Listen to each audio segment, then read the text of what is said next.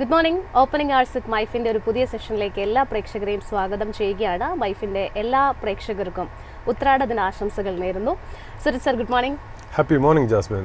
Sir, ഏതായാലും വളരെ സന്തോഷത്തോടു കൂടി തന്നെയാണ് നമ്മൾ ഇന്നത്തെ ഈ ഒരു എപ്പിസോഡ് ആരംഭിക്കുന്നത്. കാരണം ഒരുപാട് കാര്യങ്ങളായിട്ട്, പ്രത്യേകിച്ച് താരിഫ്, ട്രംപ്, US നിന്നുള്ള അറ്റാക്ക് എന്ന് അതോടൊപ്പം തന്നെ മറ്റ് പ്രധാനമായിട്ടും എല്ലാ മേഖലകളിലും വെല്ലുവിളി നിറഞ്ഞു നിന്ന സമയത്ത് GST എന്ന് പറയുന്ന ഒരൊറ്റ കാരണത്തിന്മേലാണ് മാർക്കറ്റിനെ സംബന്ധിച്ചിടത്തോളം ഒരു ട്രിഗറിംഗ് പോയിന്റായിട്ട് ഇപ്പോൾ നിലകൊള്ളുന്നത്. കഴിഞ്ഞ ദിവസത്തെ മാർക്കറ്റിൻ്റെ ഒരു പെർഫോമൻസ് പരിശോധിച്ചു കഴിഞ്ഞാലും മാർക്കറ്റ് തുടക്കഘട്ടത്തിൽ ഒരു ഡയറക്ഷൻ ഒന്നും തന്നെ സ്വീകരിക്കാതെ വളരെ ഫ്ലാറ്റായി നിന്നുകൊണ്ടിരുന്ന മാർക്കറ്റിനെ സംബന്ധിച്ചിടത്തോളം GST ഓപ്റ്റിമിസത്തിൽ തന്നെയാണ് അവസാന മിനിറ്റുകളിൽ സെക്കൻഡ് സെഷനിൽ ഒരു ബൗൺസ് ബാക്ക് നടത്തിയത് എന്ന് തന്നെ പറയാം. ഏതായാലും GSTയിൽ ആശ്വാസകരമായിട്ടുള്ള തീരുമാനങ്ങൾ വന്നിരിക്കുന്നു.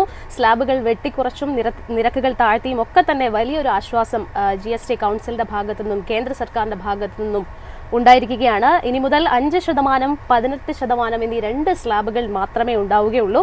12%, 28% എന്നീ സ്ലാബുകൾ ഒഴിവാക്കിയിട്ടുണ്ട്. കൂടാതെ 40% ആണ് സിൻഫുൾ പ്രോഡക്ട്സ്, അതായത് സിഗരറ്റ്, അതോടൊപ്പം തന്നെ കാർബണേറ്റഡ്, എയറേറ്റഡ് വാട്ടർ എന്നിവയ്ക്കുള്ള ഒരു GST ആയിട്ട് വരുന്നത്. ഈ GST കൗൺസിലിന്റെ അനുകൂല തീരുമാനത്തിൽ തന്നെയാണ് മാർക്കറ്റ് ഇന്ന് ഒരു ഗ്യാപ്പ് അപ്പ് ഓപ്പണിംഗ് നൽകിയിരിക്കുന്നത് എന്ന് തന്നെ പറയാം. ധാരാളം മേഖലകളിലേക്ക് ഒരു പോസിറ്റിവിറ്റി കൊണ്ടുവരാൻ സാധിക്കുന്ന ഒരു വാർത്തയാണ് വന്നിരിക്കുന്നത്. എസ്പെഷ്യലി സെഗ്മെന്റ് പരിശോധിക്കുകയാണെന്നുണ്ടെങ്കിൽ FMCG, cement, tyres, footwear, auto, apparels, നമ്മൾ നേരത്തെ പറഞ്ഞ പോലെ തന്നെ cigarette, like ITC, Godrej, Philips തുടങ്ങിയ സ്റ്റോക്ക്, കൺസ്യൂമർ ഡ്യൂറബിൾസ്, അങ്ങനെ ധാരാളം മേഖലകളിലേക്ക് കൂടി ഇതിന്റെ ഒരു നേട്ടം എത്തുന്നുണ്ട്. സുരജ് സാർ, നമ്മൾ മാർക്കറ്റിനെ സംബന്ധിച്ചിടത്തോളം ഒരു കാരണം കിട്ടാനായിട്ട് കാത്തിരിക്കുകയാണ് മാർക്കറ്റ് ഒന്ന് റാലി നടത്താനായിട്ട് എന്ന് തന്നെ പറയാം. ഈ കാര്യങ്ങളൊക്കെ തന്നെ വളരെ അനുകൂലമായിട്ട് വന്നിരിക്കുകയാണ്. ഇനി ഒരു മാർക്കറ്റിനെ സംബന്ധിച്ചിടത്തോളം ഒരു കീ ഫാക്ടറായിട്ട്, പ്രത്യേകിച്ച് ഉണ്ടായിരുന്ന ക്ലൗഡ്സ് എല്ലാം മാറി ഇനി മുന്നോട്ട് കുതിക്കാനുള്ള ഒരു കീ ഫാക്ടറായിട്ട് ഈ GST വരും എന്ന് സാറ് കരുതുന്നുണ്ട്. ഒപ്പം ഈ ഒരു ബൗൺസ് ബാക്ക് തുടർന്ന് മുന്നോട്ടുള്ള എത്രമാത്രം ഒരു മുന്നേറ്റത്തിന് കാരണമാകുമെന്നാണ് സാർ കരുതുന്നത്? ജാസ്മിൻ, ഇത് ആക്ച്വലി ഒരു നല്ലൊരു ഓണം ബൊനാൻസ എന്ന് മാത്രമല്ല, ഈ പറയുന്ന പോലെ ഒരു ഓൾ ഇന്ത്യ ലെവലിൽ ഒരു ദിവാലി ഗിഫ്റ്റും കൂടെ, അതായത് ഓണവും ദിവാലിയും കൂടെ നമുക്ക് ഒന്നിച്ചു വന്ന ഒരു മൊമെൻ്റ് ആണ് എന്നുള്ള. ബട്ട് ഞാനിതിനൊരു വേറൊരു ആംഗിളിൽ കാണുന്നതെന്ന് വെച്ചാൽ A rare display of federalism and national spirit. അതായത് എന്തുകൊണ്ട് ഞാൻ അങ്ങനെ പറയാൻ കാര്യം എന്ന് വെച്ചാൽ, സാധാരണ നമ്മുടെ ഇവിടെ എപ്പോഴും രാഷ്ട്രീയ പാർട്ടികൾ 2 ധ്രുവത്തിലാണ് നിൽക്കാറുള്ളത്, അല്ലേ? എന്നാൽ ജനങ്ങളെ സംബന്ധിക്കുന്ന ഈ ഒരു കാര്യം, അതായത് GST റാഷണലൈസേഷനോടുകൂടി നമ്മൾ നിത്യോപയോഗം ചെയ്യുന്ന ഭൂരിഭാഗം ഇനങ്ങൾ അല്ലെങ്കിൽ ഒരു ഗുഡ്സ് എന്ന് പറയാം നമുക്ക്, അല്ലെങ്കിൽ പ്രോഡക്ട്സ് എന്ന് പറയാം, അതെല്ലാം ഒരു ചീപ്പറായിട്ട് വരുന്നതിന് വേണ്ടിയിട്ട് ഭരണപക്ഷവും പ്രതിപക്ഷവും, അതായത് ഇതിപ്പോൾ ഒപ്പോസിഷൻ റൂൾഡ് സ്റ്റേറ്റ്സും കൂടെ ഈ GST കൗൺസിലിൻ്റെ ഭാഗമാണല്ലോ, ഇവരെല്ലാവരും കൂടെ ഒന്നിച്ച് കൈകോർത്ത് ഒരു rare display of federalism and statesmanship and ഒരു നാഷണൽ ഇൻറ്റഗ്രിറ്റിയും കൊണ്ടുവന്നതാണ് സത്യം പറഞ്ഞാൽ ഇതിനകത്ത് ഈ ഓണം ദിവാലി ബൊനാൻസയായിട്ട് നമ്മുടെ മുന്നിൽ വരുന്നത്. ഇപ്പോൾ റേറ്റ് റാഷണലൈസേഷൻ എന്നുള്ളത് ഒരു സൈഡിൽ, രണ്ടാമത് ജനങ്ങളുടെ ആവശ്യമുള്ള കാര്യത്തിന് വേണ്ടിയിട്ട് എൻറ്റയർ പൊളിറ്റിക്കൽ സ്പെക്ട്രം, ആ ഫുൾ എക്കോ സിസ്റ്റം അതിനുവേണ്ടി ബ്രേക്ക് നെക്ക് സ്പീഡിൽ വർക്ക് ചെയ്തു എന്നുള്ളതാണ്. ഇപ്പം നമുക്ക് ആലോചിക്കേണ്ട കാര്യം എന്താ, ഓഗസ്റ്റ് 15 റാംപാർട്സ് ഓഫ് റെഡ് ഫോർട്ടിൽ നിന്ന് പ്രൈം മിനിസ്റ്റർ പറഞ്ഞ ആ ഒരു ദിവാലി ഗിഫ്റ്റ് അല്ലെങ്കിൽ ആ ദിവാലി ബൊനാൻസ ഒരു ബ്രേക്ക് നെക്ക് സ്പീഡിൽ, അതായത് ആ ഗവൺമെൻറ് അല്ലെങ്കിൽ ഒരു ഇൻസ്റ്റിറ്റ്യൂഷൻ, ഗവൺമെൻറ് പ്ലസ് ഒപ്പോസിഷൻ, ഒരു സ്റ്റിറോയിഡ്സിൽ എന്ന പോലെയാണ് അത് ഓടിയതെന്നുള്ള. എന്നിട്ടതാ സെപ്റ്റംബർ 3, ഇപ്പോൾ സെപ്റ്റംബർ 3, 4, 2 ദിവസങ്ങളിൽ നടക്കേണ്ട മീറ്റിങ്ങിൽ 3 വൈകുന്നേരം രാത്രി നമ്മുടെ finance minister Shri Nirmala Sitharaman madam വന്ന് നമ്മുടെ അടുത്ത് ഇത് എക്സ്പ്ലെയിൻ ചെയ്ത് 11:30 മണിയോട് കൂടി വരുമ്പോഴത്തേക്കും ഒരു ദിവസം കൊണ്ട് ഇത് ഫിനിഷ് ചെയ്തു എന്നുള്ള, അതും കൺസെൻസസിൽ point by point, decimal by point അവർ വിചാരിച്ച പോലെ തന്നെ ആ ഗവൺമെൻറ്റും ഒപ്പോസിഷനും ചേർന്ന് നിന്ന് ഇത് കൊണ്ടുവന്നതിന് ഒരുപാട് നന്ദി രേഖപ്പെടുത്തുന്നു എന്നുള്ള വലിയ ഒരു ഇമ്പോർട്ടൻ്റ് ആയിട്ട് ആദ്യം തന്നെ പറയേണ്ടിയിരിക്കുന്നു എന്നുള്ള. എന്നെ സംബന്ധിച്ചിട്ടുണ്ടല്ലോ, നമ്മുടെ 1991 നമ്മുടെ നരസിംഹറാവു ഗവൺമെൻറ്, ശ്രീ നരസിംഹറാവു ഗവൺമെൻറ് സമയത്ത്, ശ്രീ മൻമോഹൻ സിംഗ് ഫിനാൻസ് മിനിസ്റ്റർ ആയിരിക്കുന്ന സമയത്ത് നമ്മുടെ ലിബറലൈസേഷന് വേണ്ടിയിട്ട് ഒരു 1991 റിഫോംസ് കൊണ്ടുവന്നു. അതിന് തതുല്യമായിട്ടുള്ള രീതിയിൽ തന്നെയാണ് ഈ GST റാഷണലൈസേഷൻ. അതായത് this is one of the most significant and very important and ഈ പറഞ്ഞ പോലെ വളരെ എന്താ പറയുക, നമ്മളൊരു മൈൽ സ്റ്റോൺ ആയിട്ടുള്ള ഒരു ഡിസിഷനായി GST റാഷണലൈസേഷൻ മാറും എന്നുള്ള രീതിയിൽ യാതൊരു സംശയമില്ല. നമ്മളൊരു പക്ഷേ നമ്മുടെ പ്രേക്ഷകരോ ആരെങ്കിലും വിശ്വസിക്കുകയാണെങ്കിൽ ഇത് ജസ്റ്റ് പ്രൈസ് കുറച്ചല്ലേ ഉള്ളൂ എന്ന് നമ്മൾ വിശ്വസിക്കുകയാണെങ്കിൽ ആണ്. തീർച്ചയായിട്ടും ഒരു ആംഗിളിൽ അങ്ങനെയാണെങ്കിലും മറ്റൊരു ആംഗിളിൽ നോക്കുമ്പോൾ ഇത് എക്കണോമിയിൽ ക്രിയേറ്റ് ചെയ്യാൻ പോകുന്ന ഇമ്പാക്റ്റ് അത് ഭയങ്കര വലുതാണ് എന്നുള്ളതാണ്. അതായത് ഇന്ത്യ എന്തൊക്കെ കാര്യങ്ങൾ ട്രിഗർ ചെയ്ത് മുകളിലേക്ക് കൊണ്ടുപോകുന്ന ജാസ്മിൻ ഓപ്പണിംഗ് സ്റ്റേറ്റ്മെന്റിൽ പറഞ്ഞല്ലോ, അതിൽ GST റാഷണലൈസേഷൻ അല്ലെങ്കിൽ GST റീസെറ്റ് എന്ന് പറയുന്ന ഒരു എക്സസൈസ് വളരെ ഇമ്പോർട്ടൻ്റ് ആണ് എന്നുള്ളത് നമ്മൾ ഇനി വരും കാലങ്ങളിലാണ് അതിൻ്റെ ഒരു ഇമ്പാക്റ്റ് മനസ്സിലാക്കാൻ പോകുന്നത് എന്നുള്ളതാണ്. അപ്പോൾ എന്നെ സംബന്ധിച്ച് വ്യക്തിപരമായിട്ട് അത് പറയുകയാണെങ്കിൽ 2 ഇമ്പോർട്ടൻറ്റ് ഔട്ട്കമ്മുകൾ എനിക്ക് വന്നതെന്ന് വെച്ചാൽ, ഒന്ന് ഈ പൊളിറ്റിക്കൽ സ്പെക്ട്രം എല്ലാവരും കൂടെ ചേർന്ന് നിന്ന് ഇതിനെ സപ്പോർട്ട് ചെയ്ത് കൊണ്ടുവന്നത് ഒന്ന്, രണ്ടാമത് 1991 ലിബറലൈസേഷൻ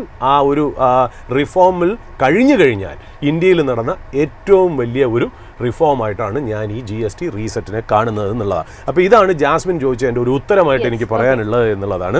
പിന്നെ 2017 ആദ്യമായിട്ട് GST നമ്മുടെ മുന്നിൽ വരുന്നത് അല്ലേ. ആ GST വരുമ്പോൾ ഒരുപാട് പ്രോബ്ലങ്ങൾ ഉണ്ടായിരുന്നു, ഒരുപാട് കോംപ്ലക്സിറ്റീസ് ഉണ്ടായിരുന്നു. തീർച്ചയായിട്ടും നമ്മളെന്ന് പറയുന്ന ഇന്ത്യ എന്ന് പറയുന്ന ഒരു രാജ്യത്തിൻ്റെ പ്രത്യേകത, അതിൻ്റെ പ്ലസ് പോയിന്റും മൈനസ് പോയിന്റും എന്താ, നമ്മൾ പറഞ്ഞില്ലേ, നമ്മൾ അമേരിക്കയിൽ പോയാൽ അമേരിക്കക്കാരനെ കാണാം, ജർമ്മനിയിൽ പോയാൽ ജർമ്മൻകാരനെ കാണാം, അത് മാത്രമല്ല നമ്മൾ ഫ്രാൻസിൽ പോയാൽ ഫ്രഞ്ചുകാരനെ കാണാം, ചൈനയിൽ പോയാൽ ചൈനക്കാരനെ കാണാം, ജപ്പാനിൽ പോയാൽ ജാപ്പാനീസ്കാരനെ കാണാം. ബട്ട് ഇന്ത്യയിൽ വരുമ്പോൾ മറാഠി, ഗുജറാത്തി, മലയാളി, തെലുങ്കു, കർണാടക എന്നിങ്ങനെ രീതിയിൽ പല രീതിയിൽ നമ്മൾ ചിതറിക്കിടക്കുന്ന ഒരു എന്താ പറയുക ഒരു സ്റ്റേറ്റുകൾ, അതായത് യൂണിയൻ ഓഫ് സ്റ്റേറ്റ്സ് അല്ലേ, അങ്ങനത്തെ രീതിയിൽ കിടന്ന സ്ഥലത്ത് നിന്ന് ഒരു 1 നേഷൻ 1 ടാക്സ് എന്നുള്ള രീതിയിലേക്ക് GST കൊണ്ടുവന്നു. അതിൻ്റെ കാലിബ്രേഷൻ എന്നുള്ള രീതിയിൽ ഒരുപാട് സ്ലാബ്സ് ആദ്യം വച്ചിരുന്നു എന്നുള്ളതാണ്. ആ slabs over A period of time rationalise ചെയ്ത് ഇറ്റ് ടുക്ക് ഓൾമോസ്റ്റ് 8 years. 2025 ആയപ്പോഴത്തേക്കും അത് അതിൻ്റെ ലോജിക്കൽ കൺക്ലൂഷനിലേക്ക് എത്തിയിരിക്കുന്നു. അപ്പം നമ്മൾ ആലോചിക്കണം, 140 ബില്യൺ ജനങ്ങളുള്ള ഒരു ഇത്, ഇത്രയും സ്റ്റേറ്റ്സ്, ഇത്രയും ഡിഫറെൻറ്റ് ലാംഗ്വേജസ്, ഇത്രയും പൊളിറ്റിക്കൽ പാർട്ടീസ്, ഇത്രയും caste, creed, community and religion, അതൊക്കെ ഉണ്ടായിട്ട് പോലും മറ്റുള്ള രാജ്യങ്ങൾ ഇതിനെ കാലിബ്രേറ്റ് ചെയ്തതിനേക്കാട്ടിലും വളരെ നന്നായിട്ടും എഫിഷ്യൻ്റ് ആയിട്ടും നമ്മുടെ entire political spectrum including the ഭരണപക്ഷം പ്ലസ് പ്രതിപക്ഷം എല്ലാവരും കൂടെ ചേർന്ന് ഇതിനെ റിയാലിറ്റി ആക്കി തന്നു കഴിഞ്ഞാൽ ഒരു അസ്റ്റോണിഷിംഗ് ആയിട്ടുള്ള ഒരു ആക്റ്റായിട്ടാണ് നമ്മളിത് കാണേണ്ടത്. അതായത് ശരിക്കും പറഞ്ഞാൽ ഇത് യൂണിവേഴ്സിറ്റീസിലൊക്കെ, ശരിക്കും പറഞ്ഞാൽ ഫോറിൻ യൂണിവേഴ്സിറ്റിയിലൊക്കെ ഇതൊരു കേസ് സ്റ്റഡി ആയാൽ പോലും ഞാൻ ഇതിനെ അത്ഭുതപ്പെടാനില്ല. കാര്യം അത്രയ്ക്ക് മാത്രം ഉണ്ട് GST റാഷണലൈസേഷൻ അല്ലെങ്കിൽ GST റീസെറ്റ് 8 കൊല്ലം ഇന്ത്യയിൽ നടന്നത് എന്നുള്ളത്. പിന്നെ ഞാൻ ഒരു കാര്യം കൂടെ പറയാം, നമ്മൾ ഈ സാധാരണ ഈ GST 2017 ഇൻട്രൊഡ്യൂസ് ചെയ്യുമ്പോൾ ഞാൻ ആക്റ്റീവായിട്ട് ഫണ്ട് മാനേജ്മെന്റിൽ ഉണ്ടായിരുന്ന കാലം, അന്നത്തെ കാലത്ത് ഈ പറയുന്ന പോലെ നമ്മൾ GSTയെ കുറിച്ച് നമ്മൾ സംസാരിക്കുമ്പോൾ വേറെ പല ലോകരാഷ്ട്രങ്ങളും GST ഇംപ്ലിമെന്റ് ചെയ്തിട്ടുണ്ടല്ലോ. ഈസ്റ്റേൺ ടൈഗർ നേഷൻസ് എന്നൊക്കെ നമ്മൾ സാധാരണ പറയും. അവരൊക്കെ ഇംപ്ലിമെന്റ് ചെയ്തപ്പോൾ അവിടെ എന്താണ് സംഭവിച്ചതെന്നൊക്കെയുള്ള നമ്മൾ സ്പീച്ചസ് ഒക്കെ നമ്മൾ കണ്ടു പഠിച്ചിരുന്നു. കാര്യം GST വളരെ ഇമ്പോർട്ടൻ്റ് ആയിട്ട് എക്കണോമിയെ സംബന്ധിച്ചും ഒരു നേഷനെ സംബന്ധിച്ചും മാർക്കറ്റിനെ സംബന്ധിച്ചും വളരെ ഇമ്പോർട്ടൻ്റ് ആയിട്ട് ഞാൻ ഫണ്ട് മാനേജ്മെന്റ് വളരെ ആക്റ്റീവായിട്ട് നിന്നുകൊണ്ടും 2017 നമ്മൾ ഇതിനെ ഉറ്റുനോക്കിയിരുന്ന സമയത്ത് ഞാൻ ഒരു കാര്യം പറയാം, നമ്മുടെ പൊളിറ്റിക്കൽ സ്പെക്ട്രം വീണ്ടും ഞാൻ എടുത്തു പറയണ കാര്യം വെച്ചാൽ ഞാൻ അത്ഭുതപ്പെട്ടു പോയത് ഏറ്റവും നല്ല സ്പീച്ചുകൾ നടന്നത് നമ്മുടെ പാർലമെൻറ്റിലാണെന്നുള്ള. അതായത് ലോക്സഭയിലും രാജ്യസഭയിലും നടന്ന സ്പീച്ചുകൾ ഓരോ ലീഡേഴ്സ് വന്ന് സംസാരിച്ച് ഓരോ പൊളിറ്റിക്കൽ പാർട്ടി ലീഡേഴ്സിന് ചിലവരുടെ സംസാരങ്ങൾ മോശമായിരുന്നു, നമ്മൾ ഓബ്വിയസ്, ബട്ട് ചിലവരുടെ ആ എക്സാമ്പിൾസ് കൊണ്ടുവന്ന് പല രാജ്യങ്ങളുടെ എക്സാമ്പിൾസ് കോട്ട് ചെയ്ത് കണ്ട പ്രശ്നങ്ങളൊക്കെ അവർ ഡിസ്കസ് ചെയ്തപ്പോൾ ഒരു കോർപ്പറേറ്റ് ആൾക്കാർ സംസാരിക്കുന്നതിനേക്കാളും വളരെ ബ്യൂട്ടിഫുള്ളായിട്ട് നമ്മുടെ രാഷ്ട്രീയക്കാർ പാർലമെൻറ്റിൽ ഇത് അവതരിപ്പിച്ച് സംസാരിച്ചു എന്നുള്ളത് എൻ്റെ മനസ്സിൽ ഇന്നും കിടക്കുന്നുണ്ട്. അതിൽ കേരളത്തിൽ നിന്നുള്ള 2-3 MP ഞാൻ പേരെടുത്ത് പറയില്ല, കാര്യം നമുക്ക് ഇതിനകത്തൊരു പൊളിറ്റിക്കൽ ഇൻട്രസ്റ്റ് ഇല്ല, അതുകൊണ്ട് ഞാൻ പറഞ്ഞു. പക്ഷേ അവരുടെയൊക്കെ സ്പീച്ചൊക്കെ ശരിക്കും പറഞ്ഞുണ്ടല്ലോ ഭയങ്കര രസകരമായിട്ട് എന്തെല്ലാം കാര്യങ്ങൾ കോട്ട് ചെയ്ത് എന്തെല്ലാം പ്രോബ്ലംസും എന്തെല്ലാം ബെനിഫിറ്റ് പ്രോസും കോൺസും ഒക്കെ അനലൈസ് ചെയ്ത് പോയത് ഞാൻ കണ്ട ഏറ്റവും നല്ല GSTയെ കുറിച്ചുള്ള കമൻട്രി ഞാൻ കണ്ടത് ഇന്ത്യൻ പാർലമെൻ്റ് ആയിട്ടുള്ള ലോക്സഭയിലും രാജ്യസഭയിലും ആയിരുന്നു എന്നുള്ളത് ഞാൻ ഓർത്തെടുക്കുന്നു എന്ന് മാത്രം ഈ സമയത്ത്. പിന്നെ നമ്മളെ സംബന്ധിച്ച് ഇപ്പോൾ ഇതൊരു ഐസൊലേഷനിലായിട്ട് ഞാൻ ഒരിക്കലും കാണുന്നില്ല. അതായത് ഒരുപാട് ട്രിഗേഴ്സ് സൈമുൾട്ടേനിയസ് ആയിട്ട് വന്നത് എൻ്റെ ജീവിതത്തിൽ ഞാൻ ആദ്യമായിട്ടാണ് കാണുന്നത്. ഒന്നെന്ന് പറയുന്നത് ഈ GST റാഷണലൈസേഷൻ ഒന്ന്, രണ്ടാമത് ഈ പറഞ്ഞ പോലെ നമുക്കൊരു ഇൻകം ടാക്സിൻ്റെ റേറ്റ് കട്ട് വന്നിട്ടുണ്ട്. 12 ലക്ഷം രൂപ വരെ ഉള്ള ഒരു റേറ്റിന് നമുക്ക് അവിടെയും ഒരു റാഷണലൈസേഷൻ വന്നിട്ടുണ്ട് എന്നുള്ളതാണ്. മൂന്നാമത് RBI റേറ്റ് കട്ട് സൈക്കിളിൽ നല്ല രീതിയിൽ ഇൻട്രസ്റ്റ് റേറ്റും കുറച്ചിട്ടുണ്ട്. അപ്പോൾ 3 കാര്യങ്ങൾ കൺവേർജ് ചെയ്ത് വരുന്നത് നമ്മളിപ്പോൾ ഒരു എന്താ പറയുക ഒരു ഇന്ത്യൻ എക്കണോമിയുടെ ഒരു കന്യാകുമാരി എന്ന് വേണമെങ്കിൽ പറയാം. അതായത് 3 കടലുകൾ ചേരുന്ന സ്ഥലം പോലെ വളരെ വലിയൊരു ട്രിഗറാണ് ശരിക്കും പറഞ്ഞാൽ മാർക്കറ്റിൽ സംഭവിച്ചതെന്നുള്ള. അപ്പോൾ അതിൻ്റെ അൾട്ടിമേറ്റ് എഫക്റ്റ് എന്താണ്? ആൾക്കാരെ പർച്ചേസിങ് പവർ ഭയങ്കരമായിട്ട് ഇൻക്രീസ് ചെയ്തു. അതുമാത്രമല്ല ഹൗസ് ഹോൾഡ്, അതായത് ജനങ്ങളുടെ കയ്യിൽ കൂടുതൽ പൈസ വന്നിരിക്കുന്നു. ഇതുവരെ ചിലവാക്കിയ, അതായത് നിങ്ങൾ കഴിഞ്ഞ മാസം മേടിച്ച ആ ഒരു നിങ്ങളുടെ ഗ്രോസറി ബാസ്ക്കറ്റ് നിങ്ങൾ ഇനി മുതൽ നവംബർ 22-ന് ശേഷം, നവംബർ 22-നാണ് ഇത് ശരിക്കും പറഞ്ഞാൽ പ്രാബല്യത്തിൽ വരുന്നത്, നവംബർ 22-ന് നിങ്ങൾ അതേ കഴിഞ്ഞ മാസം മേടിച്ച അതേ സാധനങ്ങൾ നിങ്ങൾ പോയി കടയിൽ മേടിക്കുകയാണെങ്കിൽ കൂടുതൽ പൈസ നിങ്ങളുടെ കയ്യിലിരിക്കും സാധനങ്ങൾ മേടിച്ച് കഴിഞ്ഞതിന് ശേഷം. അതുകൊണ്ട് തന്നെയാണ് ഇതിനെ one of the biggest reform എന്ന് പറയുന്നത്. അതായത് extra money in the hand of Indian population. അവരെന്ത് ചെയ്യും? തീർച്ചയായിട്ടും അവർ കൂടുതൽ സാധനങ്ങൾ മേടിക്കും, അല്ലെങ്കിൽ അവർ സേവ് ചെയ്യും, അല്ലെങ്കിൽ ഇൻവെസ്റ്റ് ചെയ്യും. ഈ 3 കാര്യങ്ങളും എക്കണോമിയെ സംബന്ധിച്ച് വലിയൊരു ട്രിഗർ തന്നെയാണ്. മിഡിൽ ക്ലാസ്സിലുള്ള ആളുകളെ സംബന്ധിച്ചിടത്തോളം ഈ GST എന്ന് പറയുന്നത് വലിയ ആശ്വാസമായിട്ട് മാറും. അബ്സല്യൂട്ട്ലി. കാര്യം ഇതിലെന്ന് വെച്ചാൽ നമ്മൾ ഈ ഹൗസ് ഹോൾഡ്, നമ്മൾ ഈ പറയുന്ന പോലെ കേരളത്തിലെ ഒരു കൾച്ചർ അല്ല ശരിക്കും പറഞ്ഞാൽ. നമ്മൾ നോർത്ത് ഇന്ത്യയിലും വെസ്റ്റേൺ ഇന്ത്യയിലും ഒക്കെ പോകുമ്പോൾ അവിടെ ശരിക്കും പറഞ്ഞാൽ അവർ എഴുതി വെച്ച് ജീവിക്കുന്ന ജനങ്ങളുണ്ട്. എഴുതി വെച്ച് ജീവിച്ച് ബാക്കിയുള്ള പൈസ ഇൻവെസ്റ്റ് ചെയ്യാനും സേവിങ് ചെയ്യാനും ഉള്ള രീതിയിലാണ് നമ്മൾ ഈ പറയുന്ന ഹൗസ് ഹോൾഡ് എന്നൊക്കെ. ശരിക്കും പറഞ്ഞാൽ പല NBFCകളുടെയും സ്റ്റഡി അനുസരിച്ച് ശരിക്കും സെമി അർബൻ റൂറൽ ആൾക്കാരാണ് ശരിക്കും പറഞ്ഞാൽ ലോൺ എടുത്താൽ കറക്റ്റായിട്ട് തിരിച്ചടക്കണം എന്നുള്ള കാര്യം അവരെ സംബന്ധിച്ച് അതൊരു അധിക്ഷേപമാണ്. അതേസമയം നമ്മുടെ സിറ്റിയിലുള്ള, അതായത് അർബൻ ലൈഫ് വയ്ക്കുന്നത് നമ്മളൊക്കെ അത് വളരെ ഈസി ആയിട്ടാണ് നമ്മളതിനെ കുറച്ചുകൂടി ഒരു ഓപ്പൺ സൊസൈറ്റി ആയതുകൊണ്ട് ഒരു ലോൺ ഡിഫോൾട്ടൊക്കെ നമ്മളതിനെ കണക്കാക്കുന്നത് part of the game, part of the life എന്നുള്ളത്. അതേസമയം റൂറൽ അല്ലെങ്കിൽ സെമി അർബൻ കാറ്റഗറിയിൽ വളരെ പിടിച്ച് ജീവിക്കുന്ന ആൾക്കാരാണെന്നുള്ളത്. അവിടെ ഉണ്ടാക്കാൻ പോണ ഇമ്പാക്റ്റ് എന്ന് പറഞ്ഞാൽ വളരെ വലിയൊരു കാസ്കേഡിങ് ഡൊമിനോ എഫക്റ്റാണ് ഇവിടെ വരാൻ പോണെന്ന്. അപ്പോൾ ഇന്ത്യ എന്ന് പറയുന്നത് കൂടുതലും ഇന്ത്യയുടെ ഭൂരിഭാഗം ജനങ്ങളും ഈ പറയുന്ന പോലെ അർബൻ അല്ലെങ്കിൽ semi urban rural semi urban ഏരിയയിൽ ജീവിക്കുന്നുണ്ട്. ഇതിൻ്റെ എഫക്റ്റ് നമ്മൾ വിചാരിക്കുന്നതിനേക്കാളും വലുതായിരിക്കും എന്നുള്ളതാണ്. പിന്നെ ഈ സമയത്ത് നമുക്ക് എന്തുകൊണ്ട് ഇത്, അതായത് GST റാഷണലൈസേഷൻ്റെ ഇമ്പോർട്ടൻസ് വെച്ചാൽ ടാരിഫിൻ്റെ ഗ്ലൂം എന്തൊക്കെയാണോ നമുക്കൊരു നെഗറ്റിവിറ്റി തന്നത്, അതായത് എക്സ്പെക്റ്റഡ് ടു ബി, അതായത് നമുക്കിനിപ്പോൾ എക്സാക്ട് ഫിഗർ ഒന്നുമില്ല, പലരും പറഞ്ഞിരുന്നു ടാരിഫിൻ്റെ impact 50 basis points on the GDP, 60 basis points on the GDP, 40 basis points on the GDP എന്നൊക്കെ പറയുമ്പോൾ പോലും അതിനെ മറികടക്കാനായിട്ട് ഈ GST റാഷണലൈസേഷൻ ഒരുപാട് സഹായിക്കും എന്നുള്ള കാര്യത്തിൽ സംശയമില്ല. എസ്റ്റിമേറ്റ് അനുസരിച്ച് പലരും കണ്ണടച്ച് പറയുന്നത് 70 basis points ആണെങ്കിലും ചില ബ്രോക്കറേജസ് ആൻഡ് എക്കണോമിസ്റ്റ് കോട്ട് ചെയ്യണത് 120 basis points വരെ GDPയെ ഇത് അഫക്ട് ചെയ്തേക്കാം, ലിഫ്റ്റ് ചെയ്തേക്കാം. അവിടെ എനിക്കൊരു കൗണ്ടർ ക്വസ്റ്റ്യൻ ചോദിക്കാനുള്ളത്, സാധാരണ നമ്മൾ ഈ പറയുന്നത് മാർക്കറ്റിനെ സംബന്ധിച്ചിടത്തോളം അല്ലെങ്കിൽ ഈ താരിഫ് എന്ന് പറയുന്നത് നമുക്ക് വലിയ രീതിയിൽ ഇമ്പാക്റ്റ് ഉണ്ടാകുമെന്ന് തുടക്കഘട്ടത്തിലൊക്കെ തന്നെ നമ്മൾ വിചാരിച്ചിട്ടുണ്ടായിരുന്നു.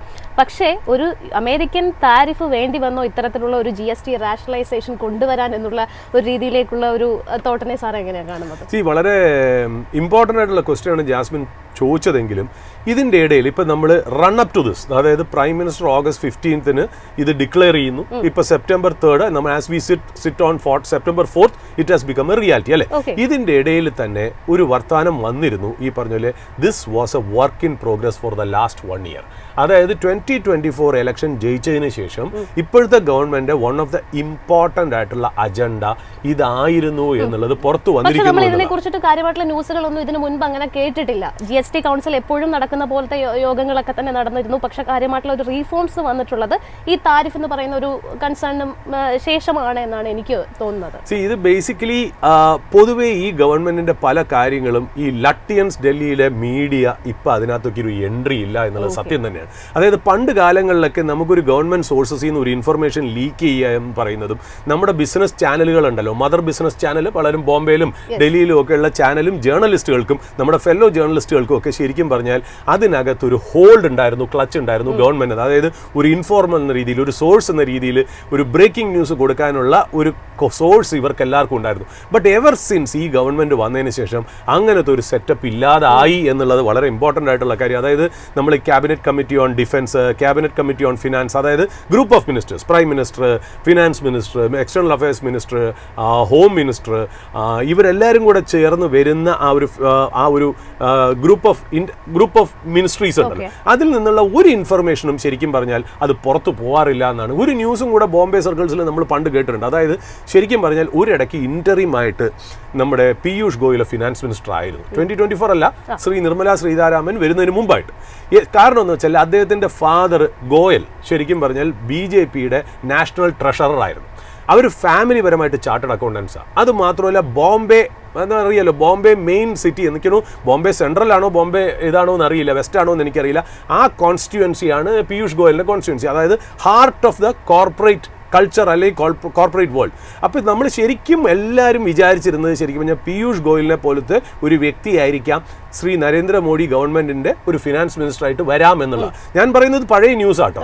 എങ്കിലും കുറച്ച് നാളത്തേക്ക് എന്താ പറയുക, ഒരു ഇന്ററിം ഇത് ഒരു ഫിനാൻസ് മിനിസ്റ്ററായിട്ട് വന്നെങ്കിൽ പോലും ഒരു ലാർജർ ടാസ്ക് കൊടുത്തിരുന്നില്ല എന്നുള്ളതാണ്. അപ്പോൾ അന്ന് മാർക്കറ്റ് സർക്കിൾസിൽ പറഞ്ഞതെന്ന് വെച്ചാൽ പ്രൈം മിനിസ്റ്ററിന് പൊതുവെ പീയൂഷ് ഗോയൽ നല്ല ഒരു മിനിസ്റ്റർ ആണ് എന്നുള്ള ഒരു അഭിപ്രായം ഉണ്ടെങ്കിൽ പോലും ഈ കോർപ്പറേറ്റ് ലോബീസ് ആയിട്ട് ബന്ധമുള്ളതുകൊണ്ട് ഇൻഫർമേഷൻ ലീക്കായി പോകുമെന്ന് പേടിയുള്ളതുകൊണ്ടാണ് ട്രസ്റ്റഡ് ആയിട്ടുള്ള ശ്രീ നിർമ്മല സീതാരാമനെ ഫിനാൻസ് മിനിസ്ട്രിയിലേക്ക് കൊണ്ടുവന്നു എന്നുള്ള ഒരു ഓൾഡ് ന്യൂസ് അന്ന് കിടപ്പുണ്ടായിരുന്നു. കാര്യം ശ്രീ നിർമ്മല സീതാരാമൻ, ഡിഫൻസ് മിനിസ്റ്ററായ രാജ്നാഥ് സിംഗ്, അമിത്ഷാ എന്ന് പറയുന്ന ഹോം മിനിസ്റ്റർ, എക്സ്റ്റേണൽ അഫയേഴ്സ് മിനിസ്റ്ററായ ജയശങ്കർ, അതുമാത്രമല്ല പ്രൈം മിനിസ്റ്റർ, ഇവരെല്ലാം കൂടെ ചേർന്നാണ് ഇന്ത്യയിലെ പരമോന്നതമായിട്ടുള്ള ക്യാബിനറ്റ് കമ്മിറ്റി ഓൺ സെക്യൂരിറ്റി അല്ലെങ്കിൽ ക്യാബിനറ്റ് കമ്മിറ്റി ഓൺ ഡിഫൻസ്. അവിടെയാണ് ഇപ്പോൾ ഈ ഓപ്പറേഷൻ സിന്ദൂറിന്റെ ഡിസിഷനൊക്കെ എടുക്കുന്നത്.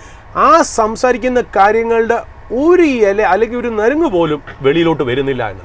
അതായത് നമ്മൾ ശരിക്കും അവിടെ പറയുന്നത് വെച്ചാൽ ബോംബെ ഡൽഹി സർക്കിൾസിൽ പറയുന്നത് prime ministers and is trusted people around എന്നുള്ള രീതിയിലാണ്. അപ്പോൾ അങ്ങനെ അവർ സീക്രട്ടായിട്ട് വയ്ക്കുക എന്ന് പറയുന്നത് തീർച്ചയായിട്ടും സർവ്വസാധാരണം തന്നെയാണ് ഇതിൽ നിന്നുള്ളതാണ് അതിനകത്ത് നമുക്ക് ഇമ്പോർട്ടൻ്റ് ആയിട്ട് കാണേണ്ട കാര്യം. പിന്നെ നമ്മൾ പറയുകയാണെങ്കിൽ ഇതിനകത്ത് ഈ GSTയുടെ റേറ്റ്സ് റാഷണലൈസേഷൻ ചെയ്തു എന്ന് മാത്രമല്ല ഈ ഇൻവെർട്ടഡ് ഡ്യൂട്ടി സ്ട്രക്ചറും കൂടെ റിമൂവ് ചെയ്തിരിക്കുന്നു എന്നുള്ളത്. ഇൻവെർട്ടഡ് ഡ്യൂട്ടി സ്ട്രക്ചർ ഒരുപാട് കോംപ്ലക്സിറ്റി ആയിരുന്നു ജാസ്മിൻ. അതായത് ഇപ്പം ഞാനൊരു ബേക്കറി നടത്തുന്നു വിചാരിക്കാം. ബേക്കറിക്ക് വേണ്ടിയിട്ട് ഞാൻ ഫ്ലവറും ഷുഗറും മേടിക്കുന്നത് 18% ടാക്സിനാണ്. എന്നാൽ ഞാൻ ഇതുകൊണ്ട് ഉണ്ടാക്കുന്ന കേക്ക് അല്ലെങ്കിൽ ഒരു ബ്രെഡ് ഞാൻ വിൽക്കുന്നത് 5%. അതായത് എൻ്റെ ഇൻപുട്ടിന് ഹയർ ടാക്സ്, എൻ്റെ ഔട്ട്പുട്ടിന് ലോവർ ടാക്സ്.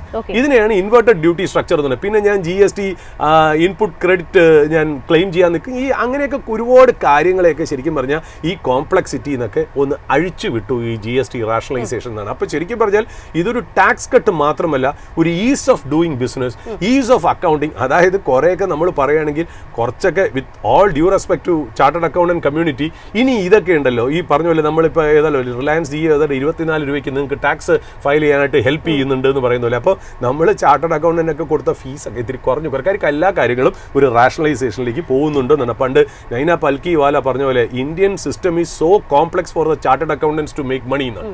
അപ്പോൾ അതൊക്കെ മാറ്റി വെച്ചുള്ള രീതിയിലേക്ക് കുറച്ചുകൂടി അതായത് കാര്യങ്ങൾ ട്രാൻസ്പാരന്റും സിംപ്ലിഫൈഡും ആയിട്ട് മുന്നോട്ട് പോകുന്നു എന്നുള്ളതാണ് അതോടൊപ്പം തന്നെ ഈ റേറ്റ് കട്ട് എഫക്ട് ചെയ്യുന്നത് എനിക്ക് തോന്നുന്നു സെപ്റ്റംബർ 22 മുതലാണെന്ന് തോന്നുന്നു. നമ്മൾ നേരത്തെ നവംബർ എന്നാണ് പറഞ്ഞത്, അതിൽ ചെറിയൊരു മിസ്റ്റേക്ക് ഉണ്ട്. സെപ്റ്റംബർ 22 മുതലാണ്. അതായത് ഈ മാസം മുതൽ തന്നെ പ്രാബല്യത്തിൽ വരുന്ന നിലയ്ക്കാണ് GSTയിൽ ഒരു അഴിച്ചുപണി അല്ലെങ്കിൽ കംപ്ലീറ്റ് ആയിട്ടുള്ള ഒരു റീഫോംസ് കൊണ്ടുവന്നിരിക്കുന്നത്. അതെ, ക്ഷമിക്കണം, അത് സെപ്റ്റംബർ 22 ആണ്, നവംബർ അല്ല. പിന്നെ ഇതേ സംബന്ധിച്ച് ഈ ഒരു റൂള് വരുന്നതോടുകൂടി, ഈ ഒരു റിഫോം വരുന്നതോടുകൂടി മാർക്കറ്റ് വളരെ പിവട്ടൽ ആയിട്ടുള്ള സ്റ്റേജാണ്. എനിക്ക് പ്രേക്ഷകരോട് ഷെയർ ചെയ്യാനുള്ള ഒരു കാര്യം എന്ന് വെച്ചാൽ ഇതൊരു ശരിക്കും പറഞ്ഞാൽ ഒരു വളരെ സ്ട്രക്ചറൽ ആയിട്ടുള്ള റിഫോം. റെസ്റ്റ് അഷ്വേർഡ് ഞാൻ ഉറപ്പിച്ച് പറയുന്നു ഇന്ത്യയും US തമ്മിലുള്ള കാര്യം റെസൊല്യൂഷനിലേക്ക് വരും. അത് നവംബറിലാണോ പീയൂഷ് ഗോയൽ പറഞ്ഞ പോലെ എന്ന് എനിക്കറിയില്ല. ബട്ട് തീർച്ചയായിട്ടും ഇന്ത്യയും US ഇങ്ങനെ എന്താ പറയുക ഒരു ശത്രു രാജ്യങ്ങളെ പോലെ നിൽക്കാനുള്ള സാധ്യതകൾ വളരെ കുറവാണ്. അപ്പോൾ അതും കൂടി വരികയാണ്. അതും കൂടി വരുമ്പോൾ US ആയിട്ടുള്ള ബന്ധവും നന്നായി, ഇപ്പുറത്തെ സൈഡിൽ റഷ്യയും ചൈനയും, അതായത് നമുക്ക് ഇൻപുട്ട് തരുന്ന എക്കണോമിക്കും ഇന്ത്യൻ ബിസിനസ്സുകൾക്കും ഇൻപുട്ട് തരുന്ന, അതായത് ഓയിൽ പോലെയുള്ള ഇൻപുട്ട്, കമോഡിറ്റീസ് പോലെയുള്ള ഇൻപുട്ട്, ക്രിട്ടിക്കൽ മിനറൽസ് പോലുള്ള ഇൻപുട്ട്, കെമിക്കൽസ് പോലെയുള്ള ഇത് ഫെർട്ടിലൈസേഴ്സ് പോലെയുള്ള ഇൻപുട്ടൊക്കെ തരുന്ന രാജ്യങ്ങളായിട്ടും നമുക്ക് നല്ല ഒരു എന്താ പറയുക ബന്ധം കൂടി എസ്റ്റാബ്ലിഷ് ചെയ്ത് മുന്നോട്ട് പോവുകയാണെങ്കിൽ it is goldilocks scenario for Indian economy and Indian markets. So your time is yet to come എന്നുള്ള, അതായത് biggest of the bull market is just days away or months away എന്നൂടെ പറഞ്ഞു വെക്കുന്നു എന്നുള്ളതാണ്. ഇതൊരു ന്യൂ ചാപ്റ്റർ ആയിരിക്കും Indian economy എന്നുള്ള കാര്യത്തിൽ സംശയമില്ല. നമ്മളിപ്പോൾ നോക്കുകയാണെങ്കിൽ ഈ FMCG സ്റ്റോക്സ് നമ്മളൊന്ന് ഉറ്റുനോക്കേണ്ടതായിട്ടിരിക്കുന്നു. അതായത് നമ്മൾ പറഞ്ഞില്ലേ ഈ ഡെയിലി യൂസ് പ്രോഡക്ട്സ് ആയ ഷാംപൂ, ടൂത്ത് പേസ്റ്റ്, സോപ്പ് ഇതെല്ലാം 18% നിന്ന് 5% ആയിരിക്കുന്നു എന്നുള്ളതാണ്. അപ്പോൾ തീർച്ചയായിട്ടും ഇതൊരു നോ ബ്രെയിനർ ഐഡിയയാണ്. Bajaj consumer, Britannia, Nestle, Hindustan Unilever, Dabur, Marico, Godrej consumer, Colgate, Procter and Gamble, Emami, ITC, the list goes on and goes on and goes on. അപ്പോൾ അത്രയ്ക്ക് മാത്രം FMCG കമ്പനീസിന് ഇതിൻ്റെ ബെനിഫിറ്റ് ഉണ്ട് എന്നുള്ളതാണ്. പിന്നെ ഓട്ടോമൊബൈൽ കമ്പനീസിന് പ്രത്യേകം പറയേണ്ട കാര്യമില്ലല്ലോ. പെട്രോൾ കാസ് ബിലോ 1200cc അല്ലെങ്കിൽ 4000 millimeters എന്ന് പറയുന്നത് 28% നിന്ന് 18% കുറഞ്ഞിരിക്കുന്നു എന്നുള്ളതാണ്. 2 wheelers 350cc അല്ലെങ്കിൽ 350cc താഴോട്ടുള്ളത് വീണ്ടും 28% നിന്ന് 18% ആയിട്ട് കുറഞ്ഞിരിക്കുന്നു. ഇലക്ട്രിക് വെഹിക്കിൾസിന് നമ്മൾ വിചാരിച്ച പോലെ ഒരു നെഗറ്റീവും വന്നിട്ടില്ല. 5% GST തന്നെ തുടരുന്നു. ഇത് വീണ്ടും ഒരു ഓട്ടോമൊബൈൽ ഇൻഡസ്ട്രിയും ഓട്ടോമൊബൈൽ ആക്സസറി ഓട്ടോമൊബൈൽ കമ്പോണന്റ് കമ്പനീസിനും ടയർ കമ്പനീസിനും ഒക്കെ ഇത് വളരെ ബെനിഫിഷ്യലായിട്ട് മാറാനുള്ള ചാൻസ് ഉണ്ട് എന്നുള്ളതാണ്. ഇതിൻ്റെ കൂടെ തന്നെ നമ്മൾ ചേർത്ത് വായിക്കേണ്ടത് ഓട്ടോമൊബൈലിൻ്റെ കീഴിൽ വരുന്ന ട്രാക്ടേഴ്സ് ഉണ്ടല്ലോ. ഈ ട്രാക്ടേഴ്സിന് 12% നിന്ന് 5% കുറച്ചത് ഈ റൂറൽ എക്കണോമിയെ ഭയങ്കരമായിട്ട് ഡ്രൈവ് ചെയ്യും എന്നുള്ളതാണ്. ഇവിടെയാണ് ശരിക്കും പറഞ്ഞാൽ ഈ GSTയുടെ കാസ്കേഡിങ് എഫക്റ്റ് നമ്മൾ ഭയങ്കരമായിട്ട് കാണാൻ പോകുന്നത്. കാര്യം ഇപ്പം നമ്മൾ ഒരു ഇൻവെസ്റ്റർ എന്നുള്ള രീതിയിൽ നമുക്കിത് പ്ലേ ചെയ്യാൻ വളരെ എളുപ്പമാണ്. കാര്യം ഇപ്പം മഹീന്ദ്ര M&M എന്ന് പറയുന്ന കമ്പനിക്ക് ഒരു ഡബിൾ ബെനിഫിറ്റ് ആണ് കിട്ടിയിരിക്കുന്നത്. അതായത് അവർക്ക് ഈ ഇലക്ട്രിക് വെഹിക്കിൾസ് 5%, അത് മാത്രമല്ല ഈ പറഞ്ഞ പോലെ ട്രാക്ടറിൻ്റെ സെയിൽസും വളരെ ഇമ്പോർട്ടൻ്റ് ആയിട്ട് അവർക്ക് സിഗ്നിഫിക്കൻ്റ് ആയിട്ട് അവരെ പ്ലസ് ആയിട്ട് അത് അഫക്റ്റ് ചെയ്യും എന്നുള്ളതാണ്. ഇന്ന് ടോപ്പ് ഗെയിനറാണ് മഹീന്ദ്ര. ഓൾമോസ്റ്റ് ഈ മിനിറ്റിൽ തന്നെ 6% മുകളിലുള്ള ഒരു നേട്ടം രേഖപ്പെടുത്തുന്നു. ഓഫ് കോഴ്സ് അവർക്കാണ് ശരിക്കും പറഞ്ഞാൽ ഇതിൽ ചില കമ്പനികൾക്കും ചില സെക്ടറുകൾക്കും ഒരു ഡബിൾ ബെനിഫിറ്റ് കിട്ടിയിട്ടുണ്ട്. ഞാൻ അതിലേക്ക് വരാം എന്നുള്ള. ഇപ്പോൾ 3 വീലേഴ്സ് നോക്കുകയാണെങ്കിൽ 28% നിന്ന് 18% വന്നിട്ടുണ്ട് എന്നുള്ള. അതൊക്കെ ബജാജ് ഓട്ടോനെ പോലുള്ള കമ്പനികൾക്ക് അത് ഭയങ്കര ഇമ്പോർട്ടൻ്റ് ആണ്. പിന്നെ നമ്മൾ പറയേണ്ട കാര്യമില്ലല്ലോ, consumer durable company AC, TV അതായത് 32 ഇഞ്ചിന് മുകളിലുള്ള TVs, ഡിഷ് വാഷേഴ്സ് എല്ലാം 28% നിന്ന് 18% കുറച്ചത് കാരണം നമ്മുടെ മാർക്കറ്റിൽ ലിസ്റ്റഡ് ആയിട്ടുള്ള Voltas, Blue Star, Havells, Amber, PG Electroplast, Symphony, Dixon പോലെയുള്ള കമ്പനികൾക്ക്, ഇത് വേൾപൂൾ പോലെയുള്ള കമ്പനികൾക്ക് വളരെ ബെനിഫിറ്റാണ്. ഇതിൽ നമുക്ക് സന്തോഷം വരുന്ന കാര്യം എന്ന് വെച്ചാൽ ഒരുപാട് കമ്പനികൾ നമ്മൾ ശരിക്കും നമ്മുടെ സ്പോട്ട് ലൈറ്റിൽ അവതരിപ്പിച്ചിട്ടുണ്ട് എന്നുള്ളതാണ്. ഈ സ്പോട്ട് ലൈറ്റിൽ നമ്മൾ പറയുകയും ചെയ്തു കൺസംഷൻ സ്റ്റോക്സിന് ഇനി വരാൻ പോകുന്നത് സുവർണ്ണ കാലമാണെന്നും കൂടി നമ്മൾ പറഞ്ഞു വെച്ചിരുന്നു എന്നുള്ളതാണ്. ഫോർച്ചുനേറ്റ്ലി, അല്ലെങ്കിൽ നമ്മുടെ ഒരു ലക്ക് എന്ന് തന്നെ പറയട്ടെ, അല്ലെങ്കിൽ നമ്മുടെ എല്ലാവരെയും ഭാഗ്യം എന്ന് പറയട്ടെ, അങ്ങനത്തെ രീതിയിൽ തന്നെ സംഭവിച്ചു എന്നുള്ളതാണ്. ഞാൻ പറഞ്ഞില്ലേ, ഇപ്പോൾ മഹീന്ദ്ര പോലെയുള്ള കമ്പനികൾക്ക് ഡബിൾ ബെനിഫിറ്റ് വന്നു എന്ന് പറഞ്ഞ പോലെയാണ് സിമന്റ് കമ്പനിക്ക്. ഈ സിമന്റ് കമ്പനീസിൻ്റെ GST 28% നിന്ന് 18% ആക്കിയെന്ന് മാത്രമല്ല, അവർ അടുത്ത കാലത്ത് ഒരു പ്രൈസ് ഇൻക്രീസും കൂടെ പറഞ്ഞു. അപ്പോൾ price increase plus GST rate cut ഒരു ഡബിൾ ബെനിഫിറ്റ് ആയിട്ട് സിമന്റ് കമ്പനീസിന് വരുമ്പോൾ എല്ലാ സിമന്റ് കമ്പനീസും, ഞാൻ ഇനി പ്രത്യേകിച്ച് പറയേണ്ട കാര്യമില്ല, അൾട്രാടെക്, അംബുജ, ശ്രീ സിമന്റ് ഒക്കെയാണ് ടോപ്പ് കമ്പനീസ് എങ്കിലും ആ വാല്യൂ ചെയിനിൽ താഴെ വരെ വരുന്ന സിമന്റ് കമ്പനീസിന് ഇത് വലിയ രീതിയിൽ ബെനിഫിറ്റ് ചെയ്യും എന്നുള്ളതാണ് കാര്യം. ഈ ചെറിയ സിമന്റ് കമ്പനീസിനുള്ള ഗുണമെന്ന് വെച്ചാൽ ഈ ടാക്സ് ബെനിഫിറ്റ് കൊണ്ട് ഈ പറയുന്ന പോലെ നല്ല രീതിയിൽ, കാര്യം അവരുടെ സെയിൽസും റവന്യൂ ഒക്കെ പ്രോഫിറ്റ് ഒക്കെ വളരെ കുറവാണ്. അപ്പോൾ അത് ഭയങ്കരമായിട്ട് മുഴച്ചങ്ങ് കാണിക്കുമെന്നുള്ള. അപ്പോൾ ഇതിനൊക്കെ ഒരു EPS അപ്ഗ്രേഡ് ഇതിലേക്ക് വന്നേക്കാം എന്നുള്ളതാണ്. ഇന്നലത്തെ ശരിക്കും പറഞ്ഞാൽ ഇന്നലെ രാത്രി ഞാൻ ഇതിൻ്റെ പ്രസ് മീറ്റ് കണ്ട് ഞാൻ ഒരിക്കലും പ്രതീക്ഷിച്ചില്ല ഫസ്റ്റ് ഡേ തന്നെ ഇനി റെസൊല്യൂഷൻ വരുമെന്നല്ല. അപ്പോൾ നമ്മുടെ ഫിനാൻസ് മിനിസ്റ്ററിൻ്റെ സ്പീച്ചൊക്കെ 11:30 വന്നപ്പോൾ അതേ സമയത്ത് ഇപ്പം നമ്മളെല്ലാവരും ഈ പറഞ്ഞ പോലെ നമ്മൾ ട്വിറ്റർ, X അല്ലെങ്കിൽ ഇൻസ്റ്റാഗ്രാം ഇങ്ങനത്തെ സോഷ്യൽ മീഡിയ ആയിട്ട് നമ്മൾ കണക്റ്റഡ് ആണല്ലോ, വാട്സപ്പ് ആയിട്ട് കണക്ട്. ഗവൺമെൻറ് ഇന്നലെ ഇത് അവതരിപ്പിക്കുമ്പോൾ ഈ പ്രസ് മീറ്റ് നടക്കുമ്പോൾ ദേ വെർ വെൽ ഓർഗനൈസ്ഡ് എന്നാണ്. അതായത് നമ്മളിപ്പോൾ നോക്കുകയാണെങ്കിൽ ഇൻസ്റ്റാഗ്രാമിൻ്റെ cards, WhatsApp messages, Canva templates എല്ലാം റെഡി ആയിരുന്നു എന്നുള്ളത്. അത് മാത്രമല്ല, സംസാരം തുടങ്ങിയപ്പോഴത്തേക്കും എല്ലാ സോഷ്യൽ മീഡിയയിൽ ഇത് ഫ്ലാഷ് ചെയ്ത് വരുമ്പോൾ ഗവൺമെന്റിന്റെ ലോഗോ വെച്ചിട്ടുള്ള പിക്ചേഴ്സ് അല്ലെങ്കിൽ ആ ഒരു ചാർട്ടാണ് ആദ്യം വന്നതെന്നുള്ളത്. So it was a very cleanly executed, organised and planned event എന്നുള്ളതാണ്. അതിന് തീർച്ചയായിട്ടും വളരെ നന്ദി. കാര്യം ആ ഒരു ഒറ്റ നോട്ടത്തിൽ തന്നെ എല്ലാ കാര്യങ്ങളും സിംപ്ലിഫൈ ചെയ്ത് നമുക്ക് മനസ്സിലാക്കി എന്നുള്ള കാര്യം. ഈ നിർമ്മല സീതാരാമന്റെ സ്പീച്ചിൽ സർക്കാസ്റ്റിക് ആയിട്ടൊരു സ്റ്റേറ്റ്മെന്റും പറഞ്ഞു. കഴിഞ്ഞ പ്രാവശ്യം ഞാൻ നിങ്ങളെ ഫേസ് ചെയ്യാൻ നേരത്ത് നിങ്ങൾ പോപ്കോണിന്റെ കാര്യത്തിൽ എന്നെ കുറെ കളിയാക്കിയതല്ലേ, ആ ഒരു ദുരൂഹതയൊക്കെ ഇപ്രാവശ്യം നിങ്ങൾക്ക് എല്ലാം മാറുമെന്നുള്ള രീതിയിലാണ് തുടങ്ങിയെന്നുള്ള. പിന്നെ ജാസ്മിൻ പറഞ്ഞ പോലെ 40% ഈ ലക്ഷറി ആൻഡ് സിൻ ഗുഡ്സിന്റെ ടാക്സ് ആണ് വന്നേക്കണെന്നുള്ള. അപ്പോൾ ഇതോടുകൂടി നമ്മൾ ശരിക്കും പറഞ്ഞാൽ ആവറേജ് GST റേറ്റ് എന്ന് പറഞ്ഞാൽ എല്ലാ സ്ലാബും കൂടെ ആവറേജ് ചെയ്ത് എല്ലാ കാര്യങ്ങളും കൂടെ നോക്കുമ്പോൾ 11.6% ആയിരുന്നത് ഈ റീസെറ്റും റാഷണലൈസേഷനും കഴിയുമ്പോൾ 9.5% ആയി മാറും. അതായത് 2%ന്റെ ആ ഡിഫറൻസ്, അതായത് effective tax rate on Indian consumers has come down and this is a fabulous achievement എന്ന് പറയാതിരിക്കാൻ പറ്റില്ല എന്നുള്ള. പിന്നെ നമുക്കറിയാലോ ഇൻഷുറൻസ് കമ്പനീസിന് ടേം ഇൻഷുറൻസ് ആയാലും ലൈഫ് ആയാലും ഹെൽത്ത് ആയാലും ഇൻഷുറൻസിനൊക്കെ നില്ലാക്കിയിരിക്കുന്നു. That is beneficial for insurance company എന്നുള്ളതാണ്. പിന്നെ എല്ലാ ഇന്ത്യ സ്ട്രാറ്റജി റിപ്പോർട്ട്സും ഞാൻ രാവിലെ ഫോറിൻ ബ്രോക്കറേജ് ആയാലും ഇന്ത്യൻ ബ്രോക്കറേജ് ആയാലും സ്ട്രാറ്റജി റിപ്പോർട്ട്സ് ഒക്കെ എല്ലാവരും അങ്ങ് പോസിറ്റീവ് ആയതുള്ള. Technically they might have a different opinion, but ഇന്ത്യയുടെ ആ medium term to long term strategy ഒന്നാമത് ഇന്ത്യൻ കൺസംഷൻ സ്റ്റോറിയാണല്ലോ. ഇന്ത്യൻ കൺസംഷൻ ആൻഡ് ഔട്ട്സോഴ്സിംഗ് സ്റ്റോറിയാണ് ശരിക്കും പറഞ്ഞാൽ ഇന്ത്യയെ ഡ്രൈവ് ചെയ്ത് മുന്നോട്ട് പോകുന്നത്. അടുത്ത കാലത്ത് ഇന്ത്യ മാനുഫാക്ചറിംഗിൽ ഒരുപാട് പ്രസ് ചെയ്തെങ്കിലും India remains to be a consumption oriented domestic theme എന്നുള്ളതാണ്, ആ ഡൊമസ്റ്റിക് എക്കണോമി എന്നുള്ളതാണ്. അതുകൊണ്ട് തന്നെ ഫോറിൻ ബ്രോക്കറേജ് ഒക്കെ വളരെ പോസിറ്റീവ് ആണെന്നുള്ള. ഇതിനകത്ത് ഞാൻ കാണുന്ന ഒരു പോസിറ്റീവ് എന്താണെന്നറിയോ, നമ്മുടെ ഈ CPI കൺസ്യൂമർ പ്രൈസ് ഇൻഡെക്സിൻ്റെ ആ ഡേറ്റയിലല്ലേ, ആ ബാസ്ക്കറ്റിലെ 16 ആ ബാസ്ക്കറ്റ് ഉണ്ടല്ലോ, ആ ബാസ്ക്കറ്റ് ഓഫ് ഗുഡ്സിൻ്റെ 16% ഗുഡ്സിൻ്റെ GST റേറ്റ്സ് കുറച്ചു എന്നുള്ളതാണ്. So that means inflation figures കുറയാനുള്ള ചാൻസസ് ഉണ്ട്. Leading to a rate cut അറിയില്ല. That is what we are all expecting. ഞാൻ അടുത്ത് പറയാമെന്ന പോയിന്റ് ജാസ്മിൻ ഒന്ന് നേരത്തെ അഡ്വാൻസ് ആയിട്ട് പറഞ്ഞു എന്നേ ഉള്ളൂ. അതായത് 16% of goods in the CPI basket will get cheaper, which will bring down. May be initially ചിലപ്പോൾ ഇൻഫ്ലേഷൻ ഒന്ന് ചെറിയതായിട്ട് കയറി നിന്നേക്കാം, ഈ അഡ്ജസ്റ്റ്മെന്റും അതുപോലെ ഈ മാസം അവസാനം, ഈ ക്വാർട്ടറിലെ അവസാനത്തിലേക്കല്ലേ ഇതൊക്കെ വരുന്നത്, അതായത് സെപ്റ്റംബർ അവസാനമല്ലേ വരുന്നത്. അപ്പോൾ അതുകൊണ്ട് ആദ്യം ഒരു ജമ്പ് വന്നേക്കാം. ബട്ട് ഈവൻ ദെൻ അത് ഇൻഫ്ലേഷൻ കുറയാനുള്ള ചാൻസ് ഉണ്ട്. And subsequently may be a rate cut, we do not know എന്നുള്ളതാണ്. പിന്നെ ഈ പറയുന്ന പോലെ നമ്മുടെ ഈ കമ്പനികൾക്ക് ഇത് ബെനിഫിറ്റ് ആയിട്ട് വരണം എങ്ങനെയാണെന്നറിയോ? നമ്മളെല്ലാവരും ആലോചിക്കുന്നത് കമ്പനികൾക്ക് കൂടുതൽ കാര്യങ്ങൾ സെല് ചെയ്ത് പോകും, അതായത് സെയിൽസ്, റവന്യൂ, പ്രോഫിറ്റ് എന്നുള്ള രീതിയിൽ ഭയങ്കരമായിട്ട് ബെനിഫിറ്റ് ചെയ്യും. ഓഫ് കോഴ്സ് അത് തന്നെയാണ് ഇതിന്റെ ഹെഡ്ലൈൻ സ്റ്റോറി എന്ന് പറഞ്ഞാൽ. ബിഹൈൻഡ് ദ ഹെഡ്ലൈൻസ് വരുന്ന കാര്യം എന്താ?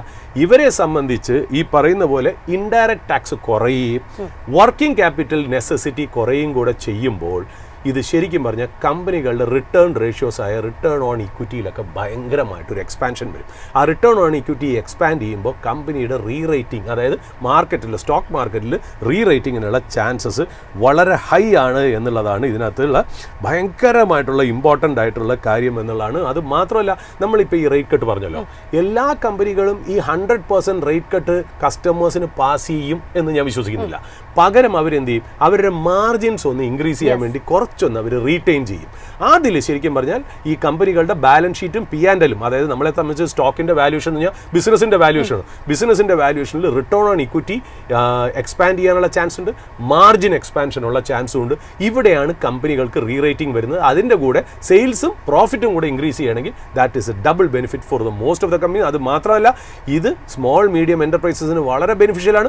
അത് മാത്രമല്ല, എക്സ്പോർട്ട് ഓറിയന്റഡ് സെക്ടേഴ്സും എക്സ്പോർട്ട് ഓറിയന്റഡ് കമ്പനീസിനും ഇത് വളരെ വളരെ വളരെ ബെനിഫിഷ്യൽ ആയിട്ട് വരുമെന്നുള്ള കാലക്രമേണ നമുക്ക് മനസ്സിലാവും. ഞാൻ കാണുന്നത് ഇതിന് ഇൻഡയറക്റ്റ് പ്ലേ ആണ്. അതായത് QSR കമ്പനീസ് ഉണ്ടല്ലോ, ഈ QSR കമ്പനീസ് ഉണ്ട്, ഡൊമിനോസ് അല്ലെങ്കിൽ പിസ്സ ഹട്ടിന്റെ ഫ്രാഞ്ചൈസി ചെയ്ത ദേവയാനി ഇന്റർനാഷണൽ, അവർക്കൊക്കെ ഇതിന് കിട്ടുന്ന ബെനിഫിറ്റ് വെച്ചാൽ അവരൊരു പിസ്സ ഉണ്ടാക്കാനായിട്ടുള്ള ഇൻപുട്ടുകളൊക്കെ വില കുറയാണ്.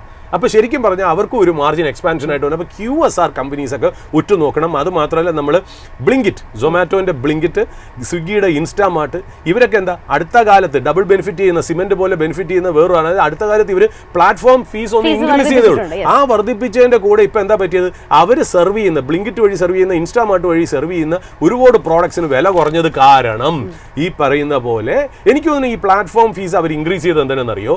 അവർ ഇത് എക്സ്പെക്ട് ചെയ്തിട്ടാണ്. കാര്യം വെച്ചാൽ ആൾക്കാർ 1-2 സാധനം ഓർഡർ ചെയ്യുകയാണെങ്കിൽ പണ്ട് 200 രൂപയ്ക്ക് ഓർഡർ ചെയ്ത സാധനത്തിന് ഇനിയിപ്പോൾ 150 രൂപയല്ലേ വരുള്ളൂ. അപ്പോൾ അതിന് കറസ്പോണ്ടൻസ് ആയിട്ട് അവർ ആദ്യമേ പ്ലാറ്റ്ഫോം ഫീ ഇൻക്രീസ് ചെയ്തു എന്നുള്ള. അപ്പം നമുക്ക് എക്സ്പെക്ട് ചെയ്യാവുന്ന ഈ പറയുന്ന പോലെ ക്വിക്ക് കോമേഴ്സ് അല്ലെങ്കിൽ ക്വിക്ക് ഡെലിവറി കമ്പനീസിനും ഇത് ഇൻഡയറക്ട്ലി ബെനിഫിറ്റ് ചെയ്തേക്കാം എന്നുള്ളതാണ്. പിന്നെ ഞാൻ കാണുന്ന വേറൊരു ആൻസിലറി എഫക്റ്റ്, അതായത് സബ്സിക്വൻ്റ് ആയിട്ട് വരുന്ന വേറൊരു എഫക്റ്റ് എന്ന് പറഞ്ഞാൽ പവർ കമ്പനീസ്. അതായത് ഇപ്പോൾ ഇത്രയും സാധനങ്ങൾ ജനങ്ങൾ വാങ്ങിച്ചു കൂട്ടുകയാണ്, consumer durables, fridge, washing machine, TV ഒക്കെ വാങ്ങിച്ചു കൊടുക്കുമ്പോൾ ഈ പവർ കമ്പനീസിനും ഇലക്ട്രിക്കൽ കമ്പോണൻസ് ചെയ്യുന്ന കമ്പനീസും ബെനിഫിറ്റ് ചെയ്ത് ഇത് ഇൻഡയറക്ട്ലി വന്നേക്കാം. അതായത് കാസ്കേഡിങ് എഫക്റ്റ് അതിൽ കൂടെ വന്നേക്കാം എന്നുള്ളതാണ്. പിന്നെ നമ്മൾ നോക്കുകയാണെങ്കിൽ സ്നാക്കിംഗ് കമ്പനീസ് ഉണ്ടല്ലോ, ഈ ബിക്കാജി സ്വീറ്റ്സ്, ഗോപാൽ സ്നാക്സ്, ഇതിനൊക്കെ വളരെ ഇമ്പോർട്ടൻ്റ് ആണ്. പിന്നെ അതായത് ഈ GST ബെനിഫിറ്റ് വരും. സ്റ്റേഷനറി കമ്പനീസ്, അതായത് ഇപ്പോൾ ഒരുപാട് കാര്യങ്ങൾക്ക് exercise book, graph book, note book, laboratory note book, ഇതിനൊക്കെ വില കുറച്ച് കാരണം ക്യാമലിൻ, ഡോംസ് ഇന്റർനാഷണൽ, നവനീത്, ഫ്ലെയർ പോലെയുള്ള കമ്പനികൾക്കും ഇത് വളരെ ബെനിഫിറ്റ് ആണ്. പിന്നെ നമുക്ക് ഇൻഡയറക്റ്റ് ബെനിഫിഷ്യറി നേരത്തെ എന്താ പറയുക, ഇലക്ട്രിക്കൽ കമ്പോണൻസ് കമ്പനി പറഞ്ഞില്ലേ, QSR കമ്പനീസ് അല്ലെങ്കിൽ ഫുഡ് ഡെലിവറി കമ്പനീസ് എന്നൊക്കെ പറഞ്ഞതുപോലെ തന്നെ നമുക്ക് വരാവുന്ന വേറൊരു ഇൻഡസ്ട്രി എന്ന് പറഞ്ഞാൽ NBFCയും ബാങ്കുമാണ്. കാര്യം ഈ പറയുന്ന വൈറ്റ് ഗുഡ്സിൻ്റെ കടകളിലൊക്കെ ഇരിക്കുന്നത് ബജാജ് ഫിനാൻസുകാരനും HDFC ബാങ്കും ഒക്കെയാണ്. അപ്പോൾ ഓഫ് കോഴ്സ് ഇന്ന് ബജാജ് ഫിനാൻസ് ഏതാണ്ട് ഞാൻ നോക്കുമ്പോൾ നിയർലി 4.7% അപ്പാണ് എന്നുള്ളത്. So that it's an indirect play on GST reset എന്നുള്ളതാണ്. പിന്നെ hotels below ₹7,500 tariff per night, 7,500 താഴെയുള്ള ടാരിഫിലുള്ള ഹോട്ടലുകൾക്ക് വളരെ ബെനിഫിറ്റ് ആണ്. അവർക്ക് ഇൻപുട്ട് ടാക്സ് ക്രെഡിറ്റോടുകൂടി 12%, ഇൻപുട്ട് ടാക്സ് ക്രെഡിറ്റ് ഇല്ലാതെ ഫ്ലാറ്റ് 5% അവർക്ക് ടാക്സ് ബെനിഫിറ്റ് വന്നേക്കുന്നതെന്നുള്ള. ഇപ്പോൾ Lemon Tree, Kamath hotels, Juniper, APJ Surendra, Samhi ഹോട്ടൽസിനൊക്കെ വളരെ ബെനിഫിഷ്യൽ ആണ്. പിന്നെ ഫുട്വെയർ GST 12% 5% ആയിട്ട് കുറച്ച് കാരണം ബാറ്റ, റിലാക്സോ, ക്യാമ്പസ്, മെട്രോ പോലെയുള്ള കമ്പനികൾ. അപ്പാരൽസ് 2,500 താഴെയുള്ള, 2,500 മുകളിലുള്ളത് ഇത്തിരി വില കൂടും, 2,500 താഴെയുള്ളത് ഈ പറയുന്ന പോലെ നല്ല രീതിയിലെ ബെനിഫിറ്റ്, അതായത് 12% 5% വരുമ്പോൾ ബെനിഫിറ്റ് ചെയ്യാവുന്ന companies Trent, Aditya Birla fashions, Arvind fashions, V2 retail, V-Mart പോലെയുള്ള കമ്പനീസിനൊക്കെ ഇത് വളരെ ബെനിഫിഷ്യൽ ആണ്. ലാസ്റ്റായിട്ട് വാൾ സ്ട്രീറ്റ് നോക്കുകയാണെങ്കിൽ S&P 0.51% അപ്പായിരുന്നു, നാസ്ഡാക്ക് 1.02% അപ്പായിരുന്നു, ഡൗ ജോൺസ് -0.1% ആണ്. US 10-year bond yield 4 basis points കുറഞ്ഞ് 4.22% ആയി. ഡോളർ ഇൻഡെക്സ് -0.26% താന്ന് 98.14 ആയി എന്നുള്ളതാണ്. റോയിറ്റേഴ്സ് റിപ്പോർട്ട് അനുസരിച്ച് OPEC സൺഡേ മീറ്റ് ചെയ്യാൻ പോകുന്നുണ്ട് എന്നുള്ളൊരു അൺകൺഫേംഡ് റിപ്പോർട്ട്സ് വരുന്നുണ്ട്. അവർ പ്രൊഡക്ഷൻ സപ്ലൈ ഇൻക്രീസ് ചെയ്യാനുള്ള ചാൻസ് ഉണ്ടെന്നും കൂടെ പറഞ്ഞു വയ്ക്കുന്നു ഓപ്പണിംഗ് സ്റ്റേറ്റ്മെന്റ്. സുരേഷ് സാർ, നമ്മളിപ്പോൾ ഒരുപാട് മേഖലകളിലെ സ്റ്റോക്കുകളെ കുറിച്ച് സംസാരിച്ചു. എസ്പെഷ്യലി അതിൻ്റെ ഒരു ഇമ്പാക്റ്റും ആഫ്റ്റർ എഫക്ട്സും ഒക്കെ റിപ്പിൾ എഫക്റ്റ് ഒക്കെ വരാനുള്ള ഒരു സ്റ്റോക്കുകളും സെക്ടേഴ്സും ഒക്കെ തന്നെ നമ്മൾ പ്രദീപ് സാറുമായിട്ട് സംസാരിച്ചിട്ടുണ്ടായിരുന്നു. ഈ ഒരു GST റീഫോംസ് വരാനായിട്ട് 8 വർഷം വേണ്ടി വന്നു എന്നുള്ള ഒരു ആരോപണങ്ങളൊക്കെ തന്നെ വരുന്നു. അത്രയും ലേറ്റ് ആയോ എന്ന് ചില ഓപ്പോസിറ്റ് അഭിപ്രായങ്ങളൊക്കെ തന്നെ വരുന്ന സമയത്ത് സാറിൻ്റെ ഒരു അഭിപ്രായത്തിൽ ബീങ് എ വാല്യൂ ഇൻവെസ്റ്റർ ഇത്തരത്തിലുള്ള റീഫോംസിനെ സംബന്ധിച്ചിടത്തോളം ഓൾറെഡി നമ്മൾ പറഞ്ഞിട്ടുണ്ടായിരുന്നു, ഒരു കോഷ്യസ് ഒപ്റ്റിമിസം മാറി ഒരു പോസിറ്റീവ് ഔട്ട്ലുക്ക് മാർക്കറ്റിൽ വന്നിട്ടുണ്ട് എന്ന് നമ്മൾ പറഞ്ഞിട്ടുണ്ടായിരുന്നു. തുടർന്ന് ഈ GST എന്ന് പറയുന്ന ഒരു കച്ചിത്തുരുമ്പിൽ പിടിച്ചുകൊണ്ട് മാർക്കറ്റ് ഒരു റാലിക്ക് തയ്യാറെടുക്കുമെന്ന് സാറിന് തോന്നുന്നുണ്ടോ മുന്നോട്ട്? ജാസ്മിൻ, അതിലിപ്പോൾ ഒരു സ്കൂൾ ഓഫ് തോട്ട് തീർച്ചയായിട്ടും അതിനിപ്പോൾ 8 കൊല്ലം എടുത്തു എന്ന് ചോദിക്കുന്നത് ഒരു നെഗറ്റീവ് ആണോ എന്ന് വെച്ചാൽ അത് നെഗറ്റീവ് തന്നെയാണ്. പക്ഷേ നമ്മൾ ഒരു കാര്യം മനസ്സിലാക്കണം, നമ്മുടെ ഇൻകം ടാക്സ് ഇത്രയും നാളായിട്ട് കാലിബ്രേറ്റ് ചെയ്തിട്ടില്ല. അതായത് നമ്മളിപ്പോൾ എത്രയോ കൊല്ലമായിട്ട് ഇൻകം ടാക്സിൻ്റെ ബെനിഫിറ്റ് നമ്മൾ കൊടുത്തിരിക്കുന്നത് 1.5 ലക്ഷം, 2 ലക്ഷം, 3 ലക്ഷം, 2 ലക്ഷം, 2.5 ലക്ഷം. ഈ അടുത്ത ഫെബ്രുവരി 2025 12 എന്ന് പറയുന്ന ഒരു ലെവലിലേക്ക് 12 ലക്ഷം വരെ ടാക്സ് ഇല്ല എന്ന് പറയുന്ന ലെവലിലേക്ക് പോയത്. അപ്പം നമ്മൾ സ്വാതന്ത്ര്യത്തിന് ശേഷം അവതരിപ്പിച്ച എല്ലാ ബഡ്ജറ്റുകളിലും ഇതുവരെ നമുക്ക് ഇൻകം ടാക്സ് കാലിബ്രേറ്റ് ചെയ്യാൻ പറ്റില്ല. അതായത് ഡയറക്റ്റ് ടാക്സ് നമുക്ക് ഇതുവരെ കാലിബ്രേറ്റ് ചെയ്യാൻ പറ്റിയിട്ടില്ലെന്നല്ല. അതുമാത്രമല്ല, ഞാനൊന്ന് ചോദിക്കട്ടെ, എല്ലാ ബഡ്ജറ്റുകളും ഇപ്പോൾ GST 2017 വന്നത്. ഈ 2017 മുമ്പേ വരെ എത്രയോ വർഷം നമ്മൾ ബഡ്ജറ്റ് കാണുമ്പോൾ ബഡ്ജറ്റിൻ്റെ തലേ ദിവസം പത്രങ്ങൾ എഴുതുന്നത് എന്താ? ബഡ്ജറ്റ് കഴിയുമ്പോൾ എന്തൊക്കെ സാധനങ്ങൾക്ക് വില കൂടും, എന്തൊക്കെ സാധനങ്ങൾക്ക് വില കുറയും. ഇതായിരുന്നല്ലോ ബഡ്ജറ്റിനെ കുറിച്ച് നമ്മൾ സംസാരിച്ചിരുന്നത്. അതായത് ഇത്രയും കൊല്ലം സ്വാതന്ത്ര്യത്തിന് ശേഷം ഇത്രയും നാൾ വരെ നമ്മൾ ഒരു സാധനത്തിനും ഒരു സ്റ്റാൻഡർഡൈസ്ഡ് ആയിട്ടുള്ള ഒരു സാധനം കൊണ്ടുവന്നിട്ടില്ല എന്നുള്ളതാണ്. അപ്പോൾ 8 കൊല്ലത്തും എന്ന് പറയുന്നത് അത്ര വലിയ ഒരു ചെറുതായിട്ട് വലിയ കൂടുതലായിട്ടൊന്നും എനിക്ക് തോന്നിയില്ല എന്നുള്ളതാണ്. നമ്മൾ എത്രയോ ഇന്ത്യയുടെ ഇൻഡിപെൻഡൻസിന് ശേഷം വന്ന എല്ലാ ബഡ്ജറ്റിലും ഒരു കൊല്ലം ഫ്രിഡ്ജിന് വില കൂട്ടി, അടുത്ത കൊല്ലം ഫ്രിഡ്ജിന് വില കുറച്ചു, അതിൻ്റെ അടുത്ത കൊല്ലം വീണ്ടും കൂട്ടി, വീണ്ടും കുറച്ചു എന്നുള്ള സ്ഥിതി വിശേഷത്തിൽ നിന്ന് മാറി ഇപ്പോൾ സ്റ്റെബിലൈസ്ഡ് ആയിട്ടുള്ള ഒരു സ്ട്രക്ചർ വന്നത് ശരിക്കും പറഞ്ഞാൽ ഒരു ട്രാൻസ്പെറൻസി ഇൻക്രീസ് ചെയ്യുന്നു എന്നുള്ളതാണ് ഒരു കാര്യം. രണ്ടാമത്, ഈ പറഞ്ഞ പോലെ ജാസ്മിൻ ചോദിച്ച പോലെ ഈ ഇന്ത്യൻ മാർക്കറ്റിൽ നമ്മളൊരു ചെറിയൊരു ഓപ്റ്റിമിസ്റ്റം കോഷ്യസ് ഓപ്റ്റിമിസത്തിൽ നിന്ന് മാറി ഓപ്റ്റിമിസത്തിലേക്ക് വന്നു എന്ന് പറയുമ്പോൾ തന്നെ ഒരു കാര്യം കൂടെ ഒന്ന് കോഷൻ ചെയ്ത് ഇൻവെസ്റ്റേഴ്സിൻ്റെ അടുത്ത് അല്ലെങ്കിൽ പ്രേക്ഷകരുടെ അടുത്ത് പറയണമെന്നുണ്ടായിരുന്നു. ഓഗസ്റ്റ് 15 പ്രൈം മിനിസ്റ്റർ ഇത് ഡിക്ലെയർ ചെയ്യുന്നു. ഇന്ന് സെപ്റ്റംബർ 3, ഇന്നലെ അത് ഡിക്ലെയർ ചെയ്തു. 4 നമ്മൾ ഈ സംസാരിക്കുന്നു. ഇതിൻ്റെ ഇടയിൽ ഒരുപാട് കാര്യങ്ങൾ മാർക്കറ്റിൽ സംഭവിച്ചു. അതായത് നമ്മൾ എന്താണോ എല്ലാവരും പ്രതീക്ഷിച്ച പോലെ തന്നെയാണ് ഇന്നലെ രാത്രി വന്നതെന്നുള്ളത്. അപ്പോൾ പല സ്റ്റോക്കുകളും ഓൾറെഡി ഇത് മൂവ് ചെയ്തിട്ടുണ്ട് എന്നുള്ളത് നമ്മൾ മറന്നു പോകരുത് എന്നുള്ളതാണ് നമ്മൾ മനസ്സിലാക്കേണ്ടത്. അതായത് ഇനി ഇവിടുന്ന് ഒരുപാട് സ്റ്റോക്കുകൾ FMCG കൺസ്യൂമർ ഡ്യൂറബിൾസ് മുമ്പോട്ട് പോവോ എന്ന് ചോദിച്ചാൽ നമ്മൾ ഒന്ന് തിങ്ക് ചെയ്യേണ്ടതായിട്ട് ഇരിക്കുന്നു എന്നുള്ളതാണ്. അതായത് ഇപ്പോൾ ട്രേഡ് ചെയ്യുന്ന വാല്യുവേഷൻ അനുസരിച്ചുള്ള ഏർണിങ്സ് കമ്പനീസിന് കൊണ്ടുവരാനുള്ള ഒരു കോൺഫിഡൻസ് മാർക്കറ്റിന് കിട്ടിയെന്നല്ലാതെ സ്റ്റോക്കുകൾ അണ്ടർ വാല്യൂഡ് ആണ് എന്ന് നമുക്ക് ഒരിക്കലും പറയാൻ പറ്റില്ല എന്നുള്ളതാണ് ഇമ്പോർട്ടൻ്റ് ആയിട്ടുള്ള കാര്യം. പിന്നെ ഈ ട്രംപ് ഇല്ലാതെ നമ്മൾ ഒരു ദിവസം ശരിക്കും പറഞ്ഞാൽ വൈൻഡപ്പ് ചെയ്യുക എന്ന് പറഞ്ഞാൽ ശരിയായിട്ടുള്ളൊരു കാര്യമല്ല. കാര്യം ട്രംപിനോട് അടുത്ത കാലത്ത്, അതായത് ഇന്നലെ എങ്ങാണ്ട് ഒരു ഇൻ്റർവ്യൂവിൽ ചോദിച്ചു, ഈ പറഞ്ഞ പോലെ ഇന്ത്യക്ക് മേലുള്ള ടാരിഫിനെ കുറിച്ച് എന്ന് ചോദിച്ചപ്പോൾ അദ്ദേഹം പറഞ്ഞു വെച്ചാൽ, ആര് പറഞ്ഞു ഞാൻ ടാരിഫ് നിർത്തി എന്ന് ഇന്ത്യക്ക് മേൽ? phase 2 phase 3 വരൂല എന്ന് നിങ്ങളുടെ ആര് പറഞ്ഞു? If they continue to buy more oil, phase 2 phase 3 എപ്പോൾ വേണമെങ്കിലും വന്നേക്കാം എന്നും കൂടി അദ്ദേഹം പറഞ്ഞു വെച്ചു എന്നുള്ളതാണ്. നമ്മൾ ഒരു കാര്യം നോക്കുക, അദ്ദേഹത്തിൻ്റെ ലിബറേഷൻ ഡേ സ്പീച്ച് എന്തായിരുന്നു? അദ്ദേഹത്തിൻ്റെ ലിബറേഷൻ ഡേ സ്പീച്ച് എന്ന് പറയുന്നത് എങ്ങനെയാണ് ടാരിഫ് നമുക്ക് ഇമ്പോസ് ചെയ്യാൻ പറ്റുന്നത്. ആ ഇമ്പോസ് ചെയ്യണതിൻ്റെ ആഫ്റ്റർ എഫക്റ്റ് എന്താണ്? അമേരിക്കയിലേക്ക് വന്ന ഗുഡ്സിന് ഇമ്പോർട്ട് ഡ്യൂട്ടി കൂടുകയും ടാരിഫ് കൂടുകയും ചെയ്താൽ പ്രോഡക്ട്സിൻ്റെ വില കൂടും. അത് കൺസ്യൂമറിന് പാസ് ഓൺ ചെയ്യും. അപ്പോൾ ഇൻഫ്ലേഷൻ കൂടും എന്നുള്ളതായിരുന്നു അവിടുത്തെ ഔട്ട്കം. നമ്മുടെ ഇവിടുത്തെ ഇൻഡിപെൻഡൻസ് ഡേ സ്പീച്ച് എന്താ? ഇന്ന് ലിബറേഷൻ ഡേ സംഭവിച്ചിരിക്കുന്നു എന്നുള്ളത്. എങ്ങനെ സാധനങ്ങളുടെ വില കുറഞ്ഞ് ഇൻഫ്ലേഷൻ കുറയും എന്നുള്ളതാണ്. അപ്പോൾ 2 ഡിഫറെൻറ്റ് സ്റ്റോറീസ്. അമേരിക്കയിൽ കേൾക്കാനുള്ളത് ഇൻഫ്ലേഷൻ്റെയും പ്രോഡക്റ്റിൻ്റെ പ്രൈസ് റൈസും, ഇന്ത്യയിൽ നമ്മൾ കേൾക്കാൻ പോകുന്നത് പ്രോഡക്റ്റിൻ്റെ വില കുറവും ഇൻഫ്ലേഷൻ്റെ കുറവും എന്നുള്ളതാണ് നമുക്ക് പറഞ്ഞു വെക്കേണ്ടതെന്നുള്ളത്. പിന്നെ ഒരു ജസ്റ്റ് വൈൻഡപ്പിനായിട്ട് ഞാൻ ഒരു കാര്യം കൂടെ ഇമ്പോർട്ടൻ്റ് ആയിട്ട് പറയാം. ഷിപ്പിംഗ് ഇൻഡസ്ട്രിയിൽ നടക്കുന്ന ഒരു കാര്യമാണ്. നമ്മൾ അതിൻ്റെ ഇടയിൽ ഇതൊന്നും കാണാതെ പോരുത്. ഞാൻ ഷിപ്പിംഗ് ഇൻഡസ്ട്രിയിൽ വളരെ ബുള്ളിഷുമാണ്. ഷിപ്പിംഗ് ഇൻഡസ്ട്രിയിൽ നമ്മൾ സാധാരണ ഏതെങ്കിലും ഒരു ഷിപ്പ് ബിൽഡിംഗ് കമ്പനീസിന് ഒരു ക്ലയൻറ്റ് ഓർഡർ കൊടുത്താൽ അത് ഓർഡർ കൊടുത്തിട്ട് അത് ഡെലിവറി സമയമാകുമ്പോഴോ അല്ലെങ്കിൽ അതിൻ്റെ ഇടയ്ക്ക് വെച്ചോ ഈ ഓർഡർ ക്യാൻസൽ ചെയ്യുന്നത് ഒരു വളരെ വലിയ റിസ്ക്കാണ് ഷിപ്പിംഗ് കമ്പനി എടുത്തോളം. ഇപ്പോൾ ഗവൺമെൻറ് ഏതാണ്ട് ഇപ്പോൾ ആലോചിക്കുന്നത് 2000 കോടി മാറ്റിവെച്ച് ഗവൺമെൻറ് ഒരു കോർപ്പസ് ഉണ്ടാക്കി PSU ഇൻഷുറൻസ് കമ്പനികളൊക്കെ ആയിട്ട് ചേർന്ന് ഒരു പുതിയ പ്രോഡക്റ്റ് ഈ ഷിപ്പ് ബിൽഡിംഗ് കമ്പനിയെ ഹെൽപ്പ് ചെയ്യാൻ വേണ്ടിയിട്ട്. കാര്യം അടുത്ത കാലത്ത് ഷിപ്പിങ്ങിൻ്റെ ഒരുപാട് റിഫോംസ് വന്നതും ബില്ല് പാർലമെൻറ്റിൽ പാസ്സായതും ഒക്കെ നമ്മൾ പറഞ്ഞല്ലോ. അപ്പോൾ ഇതൊക്കെ ശരിക്കും പറഞ്ഞാൽ ഷിപ്പിംഗ് ഇൻഡസ്ട്രിക്ക് ബെനിഫിഷ്യൽ ആയിട്ട് വരും എന്നുള്ളത് കാര്യം. അപ്പോൾ നമ്മൾ ഇതിൻ്റെ GSTയുടെ ആ പോംപ്നെസ്സിൻ്റെ ഇടയിൽ ഇത് മറന്നു പോകരുത് എന്നുള്ളതാണ്. ഇങ്ങനത്തെ ടൈനി കാര്യങ്ങളിലാണ് എനിക്ക് കുറച്ചുകൂടി ഇഷ്ടം മെയിൻ ഹെഡ്ലൈൻ ന്യൂസിനേക്കാളും. അതായത് ബാക്ക് സ്റ്റേജ് ന്യൂസ് എന്ന് പറയും, അവിടെയാണ് ഞാൻ കോൺസെൻട്രേറ്റ് ചെയ്യുന്നത്. പിന്നെ ഇന്ത്യയെ സംബന്ധിച്ച് ഒരു സർപ്രൈസിംഗ് ആയിട്ടുള്ള ഒരു കാര്യം കൂടെ പറഞ്ഞ് നമുക്ക് അവസാനിപ്പിക്കാം. Q1 FDI inflow 15% growth Y-on-Y വന്നു എന്നുള്ളതാണ്. $18.6 ബില്യൺ ആണ്. 15% ഇയർ-on-ഇയർ ഗ്രോത്ത് US ഫസ്റ്റ് ക്വാർട്ടറിൽ FDI വന്നു എന്നുള്ളതാണ്. ടാരിഫിൻ്റെയൊക്കെ ഇടയിൽ അതൊരു വളരെ പോസിറ്റീവ് ന്യൂസാണ്, ആരും കാണാതെ പോരുന്നതാണ്. നമുക്ക് ഏറ്റവും കൂടുതൽ FDI വരുന്ന US നിന്നാണ്. USD 5,610 മില്യൺ ആണ് നമുക്ക് വരുന്നത്. രണ്ടാമത് സിംഗപ്പൂരിൽ നിന്നാണ്. $4,599 മില്യൺ ആണ് സിംഗപ്പൂരിൽ നിന്ന് വരുന്നത്. മൂന്നാമത് മൗറീഷ്യസിൽ നിന്നാണ്. $2,000 മില്യൺ ആണ് വരുന്നത്. മൗറീഷ്യസ് എന്തുകൊണ്ട് ഈ ലിസ്റ്റിൽ തേർഡായിട്ട് ഫീച്ചർ ചെയ്തു എന്നുള്ളത് വെച്ചാൽ മൗറീഷ്യസ് ഒരു ടാക്സ് ഹെവനാണ്. അതുകൊണ്ട് പല ഇൻവെസ്റ്റ്മെൻറ്റ്സും അതുവഴി റൂട്ട് ചെയ്ത് ഇങ്ങോട്ടേക്ക് വരുന്നു. എന്തുകൊണ്ട് സിംഗപ്പൂർ രണ്ടാം സ്ഥാനത്ത് വന്നു എന്ന് വെച്ചാൽ സിംഗപ്പൂർ ഒരു ഫിനാൻഷ്യൽ ഹബ്ബാണ്. അവിടെ പല പ്രൈവറ്റ് ഇക്വിറ്റിയും ഫോറിൻ ഇൻസ്റ്റിറ്റ്യൂഷണൽ ഇൻവെസ്റ്റേഴ്സും രജിസ്റ്റേർഡ് ആണ്. അവരുടെ ഇൻവെസ്റ്റ്മെൻറ്റ് എല്ലാ രാജ്യത്തു നിന്നും സിംഗപ്പൂർ വന്നിട്ട് സിംഗപ്പൂരിൽ നിന്ന് ഇങ്ങോട്ട് വരുന്നുണ്ട്. സിംഗപ്പൂർ രണ്ടാമത് ഫീച്ചർ ചെയ്യുന്നു. ഒന്ന് US തന്നെയാണ്, അതിനകത്ത് ചേഞ്ച് ഇല്ല. അതുകൊണ്ട് തന്നെയാണ് US ലോകത്ത് സൂപ്പർ പവറായിട്ട് നിൽക്കുന്നതും ഈ ടാരിഫ് മറ്റുള്ള രാജ്യത്തിന് മേൽ അടിച്ചേൽപ്പിച്ചിട്ടും ഒരു പ്രശ്നമില്ലാതെ പോകുന്നതും US ഈ കാര്യങ്ങളിൽ ഫ്രണ്ടിൽ നിൽക്കുന്നുകൊണ്ടാണെന്ന് പറഞ്ഞു വയ്ക്കുന്നു ജാസ്മിൻ. യെസ് സാർ, ഏതായാലും തുടക്കത്തിൽ നമ്മൾ സൂചിപ്പിച്ചതുപോലെ തന്നെ ഒരു ഓണം ദിവാലി ബൊണാൻസ തന്നെയാണ് കേന്ദ്ര സർക്കാരിൻ്റെ ഭാഗത്തു നിന്നും ഉണ്ടായിരിക്കുന്നത്. ഏതായാലും കുറേ അധികം കാലമായിട്ട് മാർക്കറ്റിൽ അല്ലെങ്കിൽ പോർട്ട്ഫോളിയോ ഒക്കെ ഡൗൺ ആയവർ ഒരുപാട് തരത്തിലുള്ള മാനസികമായിട്ടുള്ള സംഘർഷങ്ങളിൽ കൂടെയൊക്കെ തന്നെ കടന്നു പോയിട്ടുണ്ടാകും. അതൊക്കെ തന്നെ ഒന്ന് മാറി നിങ്ങളുടെ പോർട്ട്ഫോളിയോ വീണ്ടും തിരിച്ച് പഴയ പോലെ കൂടുതൽ തിളക്കമുള്ളതാകട്ടെ എന്ന് ഈ ഒരു ദിവസത്തിൽ പ്രത്യാശിച്ചുകൊണ്ട് ഇന്നത്തെ ഒരു ഓപ്പണിംഗ് അവറിൻ്റെ ഒരു സെഷൻ ഇവിടെ വൈൻഡപ്പ് ചെയ്യുകയാണ്. കൂടുതൽ അപ്ഡേറ്റ്സും അനാലിസിസും ഒക്കെ ആയിട്ട് അടുത്ത മണിക്കൂറിൽ ഞങ്ങളുടെ റിസർച്ച് ടീം നിങ്ങളോടൊപ്പം ജോയിൻ ചെയ്യും. Stay tune.